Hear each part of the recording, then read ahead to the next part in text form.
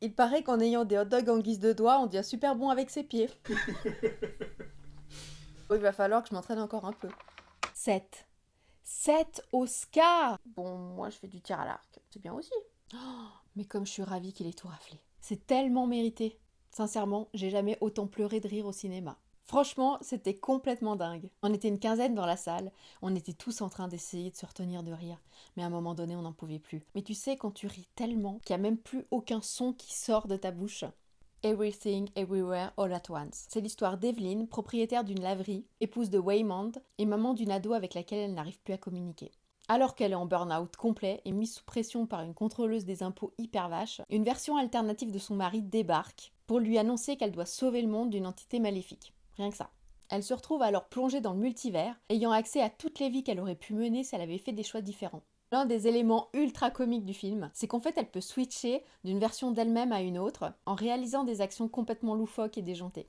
Et ça, c'est jouissif. Mais je vous en dis pas plus. Ce que j'ai adoré, c'est vraiment le mélange des genres. On passe de la science-fiction aux films d'arts martiaux en passant par le drame romantique. Il y a vraiment tous les codes de ces genres-là.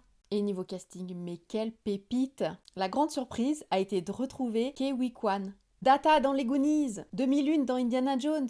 Il m'a bluffé, il incarne à merveille les différentes versions de lui-même. Jamie Lee Curtis et Michelle Yeoh, elles sont épatantes. Au-delà du scénario complètement barré, des scènes d'humour culte, le film met vraiment un coup de projecteur sur nos propres choix, notre propre vie. On se plaint souvent qu'on n'a pas ceci, qu'on n'a pas cela, qu'on serait plus heureux en ayant ceci ou cela, qu'on aurait dû faire d'autres choix. Le film nous rappelle que tous les choix sont possibles, qu'on est maître de notre propre vie. Et surtout, qu'il faut apprécier la vie qu'on a, être vraiment plein de gratitude malgré les difficultés.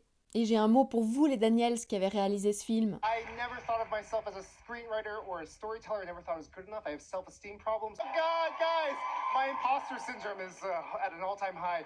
Ne doutez plus de vous, les gars! C'est de l'art ce que vous avez fait, c'est du génie. Votre film, il est inclassable. Et derrière un humour complètement déjanté, il traite vraiment d'une question existentielle. Qui sommes-nous vraiment au fond de nous? Comment nous reconnecter à nous-mêmes? Et surtout, comment vivre une vie heureuse? Vous êtes tout simplement des... Putain de génie!